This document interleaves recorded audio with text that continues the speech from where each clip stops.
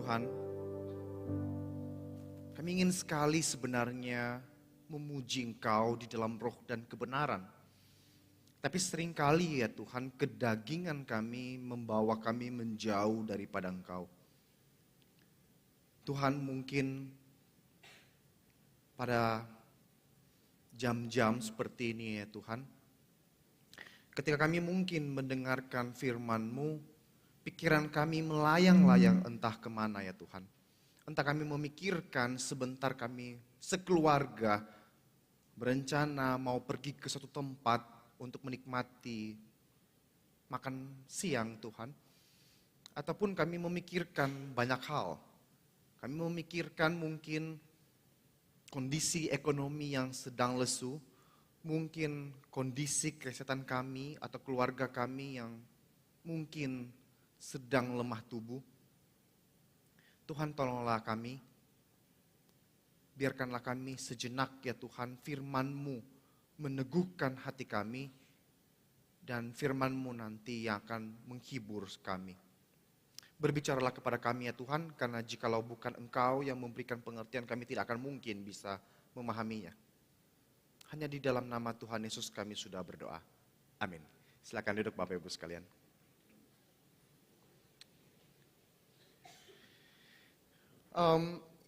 Shalom Bapak Ibu sekalian. Senang sekali bisa datang ke tempat ini untuk menyampaikan firman Tuhan. Mungkin saya memperkenalkan diri gitu ya, secara singkat Bapak Ibu. Saya Frisly.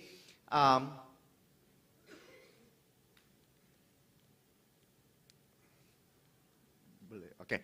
Dan ini adalah keluarga kecil saya. Saya sehari-hari adalah sebagai guru di IPK Puri dan juga sebagai hamba Tuhan part-time di GKY Pluit, Bapak Ibu. Dan ini adalah keluarga kecil saya, itu istri saya, juga seorang konselor di Pusat Konseling Center di Jakarta, dan itu adalah anak saya usia 2,5 tahun. Jadi inilah keluarga kecil saya di mana saya bertumbuh, dibentuk bersama-sama dengan orang yang saya kasihi. Nah, Bapak Ibu sekalian, hari ini mungkin itu perkenalan singkat saya. Nah, Bapak Ibu, hari ini saya diberikan sebuah tema yang sepertinya cukup berat gitu ya. Yaitu pentingnya pengakuan iman. Sebuah tema yang mungkin dalam rangka bulan pembinaan dan hamba Tuhan di tempat ini menggumulkan untuk menolong kita sekalian untuk memahami apa sih fungsinya pengakuan iman, terutama di dalam liturgi kita yang tadi kita bacakan. Nah Bapak Ibu sekalian, ayat yang dasar yang mendasari kita hari ini adalah dari 2 Timotius pasalnya yang ketiga, ayat yang ke-14. Saya bacakan buat kita sekalian ya, 2 Timotius 3 ayatnya yang ke-14. Tetapi hendaklah engkau tetap berpegang pada kebenaran yang telah engkau terima dan engkau yakini, dengan selalu mengingat orang yang telah mengajarkannya kepadamu. Bapak Ibu sekalian, mungkin gitu ya, pernah nggak Bapak Ibu ya, kita pernah berpikir sebenarnya pengakuan iman yang kita baca selama setiap minggu ini, mungkin kita berpikir Allah ini bisa digeser gitu ya. Biasanya Bapak Ibu ya, kalau ada event-event spesial, kita suka meng-cut gitu ya. Bagian mana yang kita bisa cut? Gitu ya, makanya kita suka tanya sama contoh atau musuh-musuh, apakah bagian pengakuan iman atau bagian apapun yang kita bisa cut gitu ya, sehingga kita bisa memberikan porsi yang lain. Kenapa Bapak Ibu?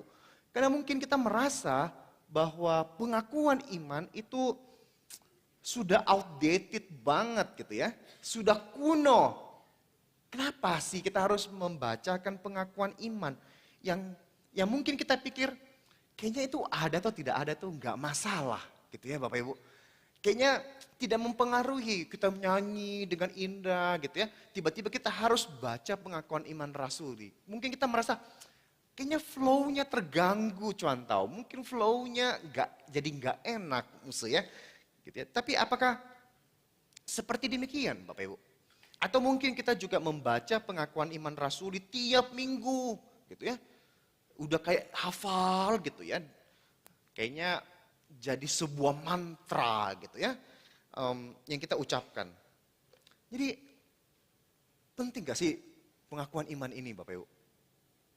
Bapak Ibu kalau kita lihat zaman dulu, orang itu ketika melakukan pengakuan iman, mengakui imannya, itu taruhannya antara hidup dan mati.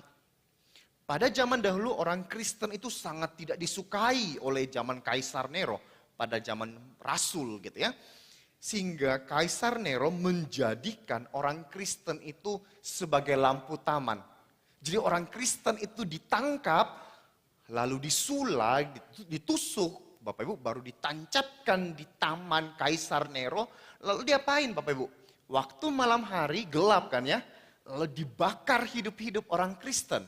Jadi lampu taman yang terang pada waktu malam hari. Atau orang Kristen juga bisa dijadikan hiburan Bapak Ibu. Ditaruh, ditangkap, lalu ditaruh di Koloseum untuk apa? Diadu dengan binatang buas. Gitu ya, singa bertanding yang lapar, kemudian akhirnya menerkam. Begitu singa itu menerkam orang Kristen, oh semua orang ketawa, semua orang tepuk tangan. Entertainment. Jadi orang Kristen pada masa itu yang menyebut dirinya Kristen, pengikut Kristus, itu taruhannya mati. Hidup atau mati. Makanya Bapak Ibu semoga enggak gitu ya, kita dalam kondisi yang aman, kita tidak mempertaruhkan nyawa kita ketika kita membaca barusan, ya kan, tidak ada di situ kemudian ada orang-orang yang nodong kita pistol atau dengan pisau, jangan kamu mengucapkan itu. Gak ada, kita ibadah dengan tenang, kita nyanyi dengan memuji Tuhan dengan kusuk dan seterusnya. Kita tidak sedang mempertaruhkan nyawa kita ketika kita membaca itu. Itulah sebabnya mungkin jangan-jangan kita menjadi mati rasa, menjadi tawar lagi. Dan merasa itu sudah tidak menjadi penting. Tapi pada masa itu, tidak semudah itu Bapak Ibu ketika mengakui imannya. Jangankan mengakui imannya, menjadi orang Kristen saja itu nggak mudah Bapak Ibu. Kenapa? Karena tidak semudah itu orang mau gampang dijadikan Kristen. Takut jangan-jangan dia adalah mata-mata yang kemudian itu mengintai di mana orang Kristen lalu menangkap. Jadi karena itu pengakuan iman bagi orang masa itu adalah seperti kalimat syahadat. Itu untuk memudahkan kita ya mau ngakuinya gitu ya. Kalimat syahadat yang mungkin mensyarat gitu ya. Nah pertanyaannya kenapa bisa pengakuan iman ini muncul? Jadi Bapak Ibu pada masa itu gereja menghadapi banyak tantangan ketika mungkin menjelaskan siapa Allah Tritunggal, siapa Yesus Kristus. Dan kemudian penjelasan-penjelasan seperti itu akhirnya membuat banyak jemaat bimbang. Kenapa? Dari situlah muncul ajaran sesat. Akhirnya kemudian Kaisar Konstantin mengumpulkan para pemimpin gereja lalu berembuk. Cobalah kalian rembuk itu para pemimpin gereja. Mana ajaran yang benar? Mana ajaran yang diajarkan, yang sesungguhnya diajarkan oleh Tuhan Yesus? Misalnya Bapak Ibu ya, ada ajaran yang diajarkan oleh Arius, yang dikenal dengan Arianisme. Mengajarkan bahwa kalau Yesus itu diciptakan, berarti dia tidak kekal dong. Karena ada awalnya. Kemudian gereja menetapkan di dalam konsili Nisea bahwa Allah anak yaitu Yesus sehakikat dengan Bapa, setara dengan Bapa. Lalu misalnya ketika mengenai Allah Tritunggal gitu ya, ini juga orang sering salah paham tentang Sabelianisme yang mengajarkan bahwa Allah itu satu pribadi tapi tiga perannya. Bagaimana tuh contoh? Kayak begini. Kalau dulu zaman PL, Allah itu adalah Allah Yahweh, Allah Bapa. Lalu di zaman perjanjian baru, oh itu Yesus Kristus. Lalu di zaman kita sekarang ini, itu adalah Allah Roh Kudus. Jadi Allahnya satu, tapi memiliki peran yang berbeda. Atau mungkin biasa yang suka diajarin oleh gereja, ini juga agak salah gitu ya. Kalau saya misalnya, kalau saya di rumah, saya adalah seorang suami dan ayah. Tapi kalau saya di sekolah, saya adalah seorang guru. Tapi kalau saya di gereja, saya adalah seorang cantau. Sayanya satu, Frisley-nya satu. Tapi di dalam 3 peran yang berbeda. Ini juga kemudian gereja menetapkan ini beda. Gitu ya. Lalu ada misalnya ajaran sesat adopsionisme. Yesus itu hanya manusia biasa kok. Tapi kemudian dia diangkat menjadi Allah. Diangkat. Kenapa? Karena dia taat melakukan perintah Tuhan. Jadi banyak sekali ajaran sesat, lalu gereja kemudian menentang semuanya itu. Gereja menentang sampai dibuatlah apa yang disebut dengan pengakuan iman rasuli. Tapi pertanyaannya, pernah gak sih Bapak Ibu nanya, kenapa pengakuan iman rasuli? Karena apa yang kita percaya itu sesuai dengan ajaran para rasul. Kenapa? Karena para rasul adalah orang yang paling dekat dengan Tuhan Yesus. Yang hidup bersama dengan Tuhan Yesus dan menerima ajaran Tuhan Yesus.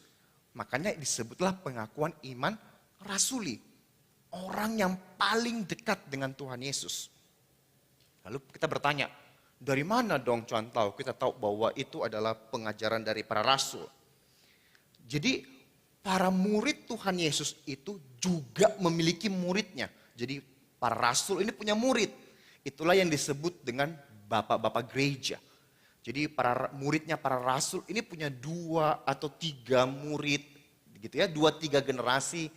Makanya itu yang disebut dengan bapak-bapak gereja. Misalnya Polikarpus dan Ignatius. Dia itu adalah murid dari Rasul Yohanes yang menulis Injil Yohanes. Dari tulisan mereka, lalu kita tahu, lalu kita susun kemudian gitu ya. Apa yang kita percaya, apa yang kita baca setiap minggu. Yaitu pengakuan iman rasuli. Sesuai dengan ajaran para rasul. Nah Bapak Ibu, di dalam pengakuan iman rasuli, segala isinya itu tidak bisa dilanggar.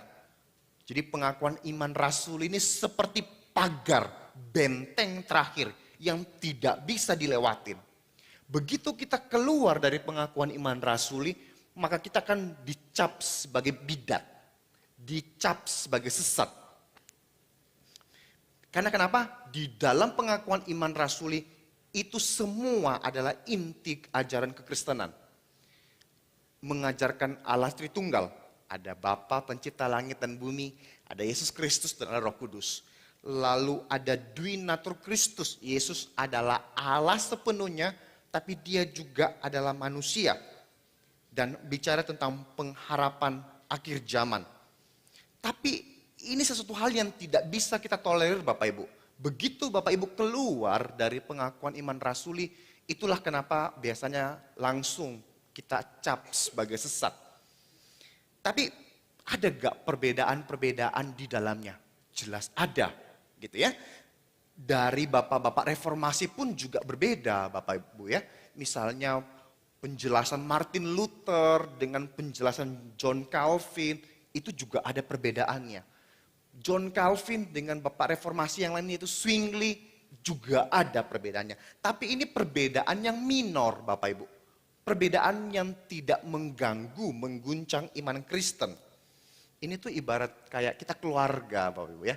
Kalau Bapak Ibu di dalam keluarga ada perbedaan pendapat, nggak mungkin kan kalau misalnya yang Bapak Ibu, anak Bapak Ibu berbeda pendapat, saya coret dari kartu keluarga kamu besok gitu ya. Kan enggak ya. Perbedaan pendapat tuh biasa gitu ya. Tapi ya di dalam situ kita belajar menjadi kaya di dalam iman Kristen. Tapi yang paling terpenting adalah apa yang kita percayai itu menolong kita bertumbuh di dalam Kristus. Apa yang kita percayai menolong kita menjadi serupa dengan Kristus. Tidak ada Bapak Ibu ajaran sesat yang membuat kita bertumbuh menjadi serupa dengan Kristus. Gak ada. Nonsense. Tidak ada ajaran sesat yang membuat kita makin mencintai Kristus. Jadi kalau apa yang kita percayai itu menolong kita berjumpa dengan Kristus. Itulah yang kita lebih penting. Karena itu percuma Bapak Ibu. Percuma Bapak Ibu belajar apologetika, tapi tidak membuat Bapak Ibu berjumpa dengan Kristus. Percuma Bapak Ibu belajar doktrin ABCD, tapi tidak membuat Bapak Ibu bertumbuh di dalam Kristus. Tidak membuat kita mencintai Tuhan. Untuk apa? Gak ada gunanya itu. Tapi masalahnya Bapak Ibu ya, mungkin kita berpikir, yang penting kan kita melakukan firman Tuhan.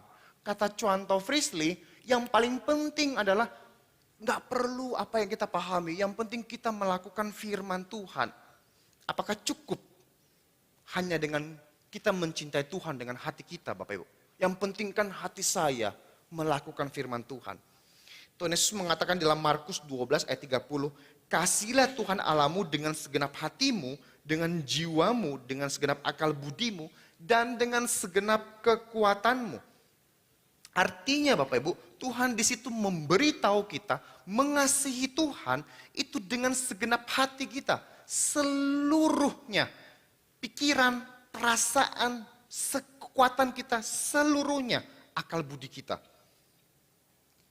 Misalnya nih ya Bapak Ibu ya, mungkin istri Bapak Ibu atau pacar gitu ya, ngomong, "Sayang, kamu sayang gak sih sama aku?"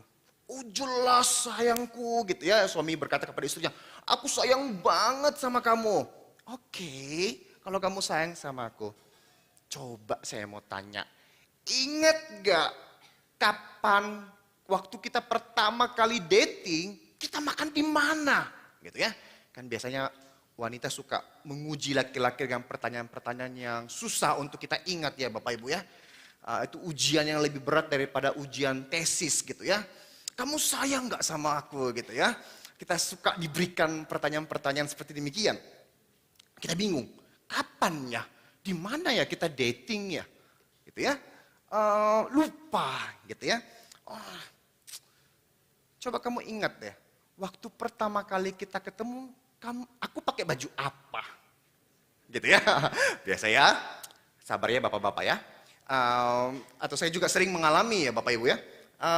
Istri saya tuh nggak suka makan pakai bawang goreng. Tapi saya selalu lupa. Minta maaf ya sama istri saya ini ya.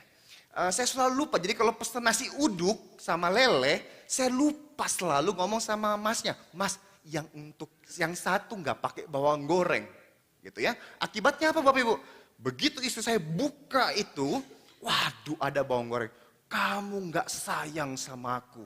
Gitu ya. "Kamu nggak ingat aku tuh tidak suka makan bawang goreng." Aduh cilakalah saya Bapak Ibu ya. Saya suka lupa gitu ya. Karena saya pikir aduh pesan aja 2 nasi uduk gitu ya.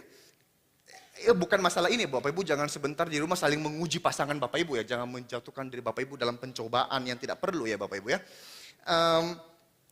Intinya adalah kalau kita itu sayang, kalau kita cinta, kita pasti tahu apa yang istri kita suka, pasangan kita senangin, kita tahu gitu ya. Atau misalnya dulu ya Bapak Ibu, waktu Bapak Ibu coba ingat-ingat kembali waktu Bapak Ibu PDKT gitu ya. Waktu Bapak Ibu PDKT pasti cari tahu kan ya. Oh dia sukanya apa gitu ya. Oh dia sukanya makan bakmi. Oh ya saya belikan aja bakmi Aloy gitu ya di situ ya. Oh dia sukanya makan pizza. Kita pasti sering cari tahu. Oh dia sukanya Doraemon, dia sukanya Chibi Maruko-chan gitu ya, atau apapun gitu ya. Kita cari tahu apa yang disenangi oleh pasangan kita. Itulah yang sebabnya begitu juga dengan Tuhan. Kita tidak bisa mencintai Tuhan hanya dengan hati saja. Kita harus juga dengan akal budi. Makanya kita belajar apa sih yang Tuhan senangi, apa sih.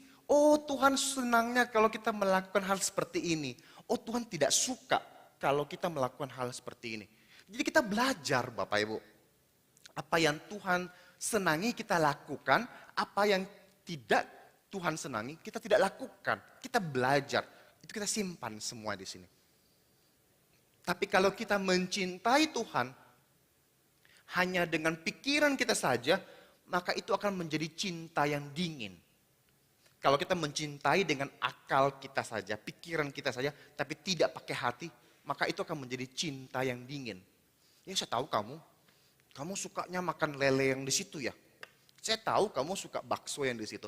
Tapi kita tidak memberikan itu semua, itu akan menjadi cinta yang dingin.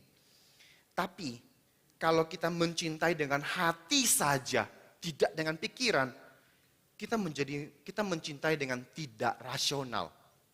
Kenapa? Karena teroris juga melakukan hal yang sama. Teroris melakukan bom bunuh diri. Kenapa? Karena itu bentuk cintanya kepada Tuhan. Dia mencintai Tuhan dengan membunuh orang lain atas nama mencintai Tuhan. Jadi kita tidak bisa memisahkan antara mencintai Tuhan dengan hati dan pikiran kita. Gak bisa Bapak Ibu. Makanya Tuhan Yesus bilang, kasihlah Tuhan Allahmu dengan segenap hatimu, dengan segala pikiran dan akal budi. Semuanya kita perlukan karena tidak bisa dipisahkan. Karena itu Bapak Ibu kita perlu belajar firman Tuhan.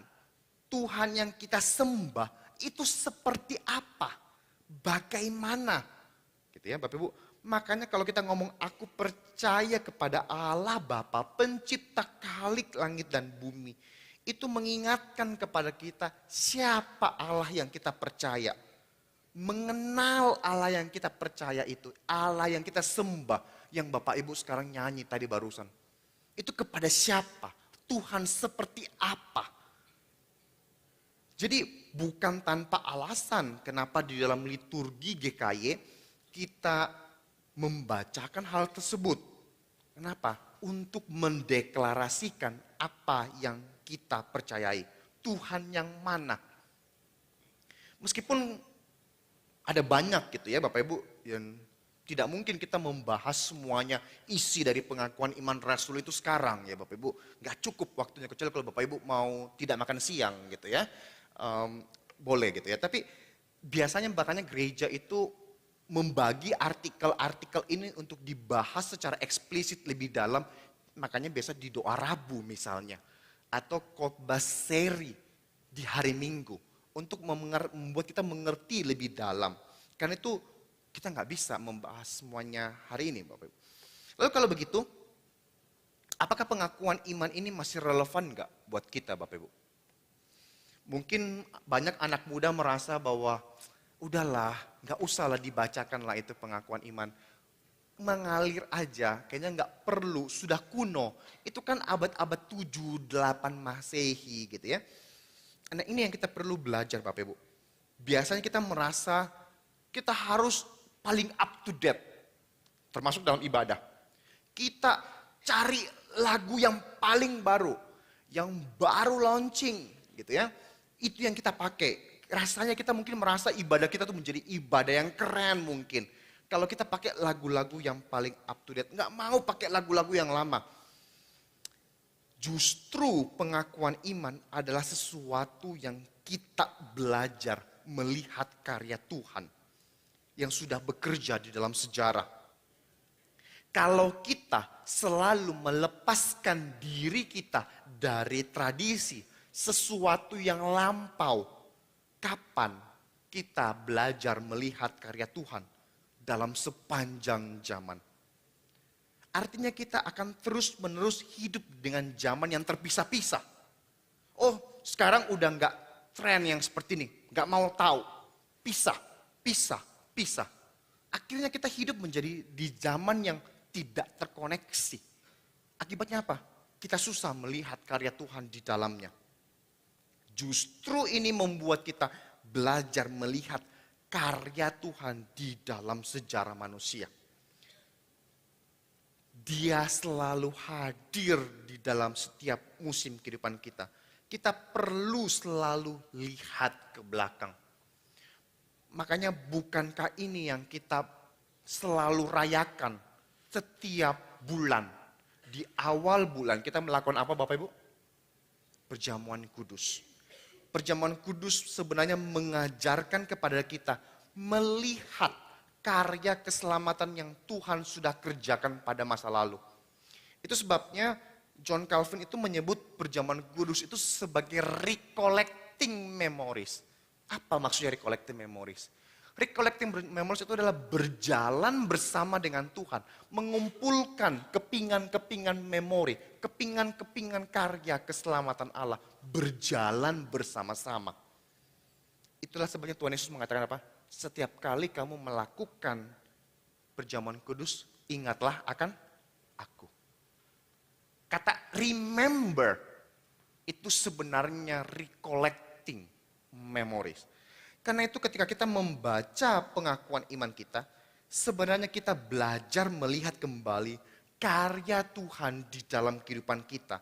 Siapa yang kita percaya, dan itu akan membantu kita rekomitmen kembali dengan Tuhan. Rekomitmen iman kita kepada Tuhan. Kita diingatkan kepada siapa kita percaya. Hal ini juga yang Tuhan nyatakan kepada bangsa Israel. Ketika Yosua sudah selesai membantu bangsa Israel itu mendapatkan semua tanah perjanjian. Gitu ya. Lalu tuh Yosua nanya kepada bangsa Israel. Israel, kepada siapa kamu beribadah? Kamu mau beribadah kepada Allah nenek moyang bangsa Kanaan yang kamu diami saat ini? Atau kamu mau menyembah Tuhan yang kepada nenek moyangmu itu sudah memberikan kamu tanah ini? Tapi aku dan seisi keluargaku, kami mau menyembah Tuhan. Kemudian bangsa Israel jawab apa? Hanya kepada Tuhan saja kami mau beribadah. Sama dengan itu Bapak Ibu. Kepada siapa kamu percaya, hai jemaat GKI Palembang. Jadi setiap kali kita membacakan pengakuan iman rasuli, seakan-akan baik para hamba Tuhan di sini tuh menantang kita kembali. Hai jemaat GKI Palembang, kepada siapa kamu percaya? Tuhan yang mana yang kamu sembah? Maka itu kita diingatkan. Kita komitmen kembali dengan Tuhan. Kita diminta untuk rekomitmen dengan Tuhan. Jadi ini bukan masalah ritual Bapak Ibu ya. Sehabis pengakuan dosa, kita baca pengakuan iman rasuli tanpa meaning. No, justru kita diingatkan, dosa kita sudah diampuni. Dan sekarang apa yang menjadi komitmen kita kepada Tuhan Yesus yang sudah menebus kita, kepada Tuhan Yesus yang sudah menyelamatkan kita. Makanya kita membacakan pengakuan iman rasuli.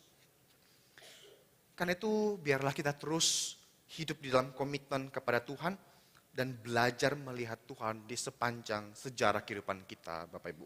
Mari kita berdoa. Tuhan, kami tahu kami sebagai manusia, kami sering lupa. Kami lupa ya Tuhan, mungkin kami ingat di dalam pikiran kami, tapi kami tidak pernah melakukannya sungguh-sungguh.